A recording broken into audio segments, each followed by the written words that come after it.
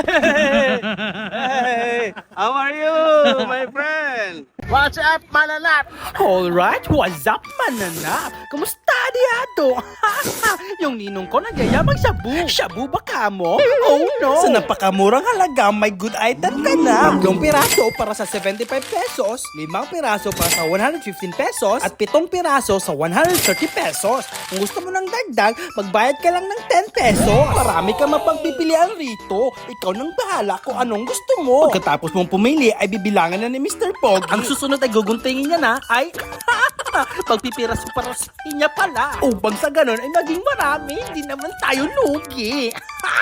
Nagdagdag din pala siya ng crystal clear na noodles at sal at kamatis. Pagkatapos ay isasala niya na sa boiling water. Pagkalipas ng isang araw, luto na sa wakas ang mga gulay na isinala. May kasama na palang itlog yan. Pero kami gusto namin ng dalawa kasi dalawa na naman talaga yung itlog namin. At pagkatapos, lalagyan na yan ng mainit na sabaw. Oh yeah, todo na to.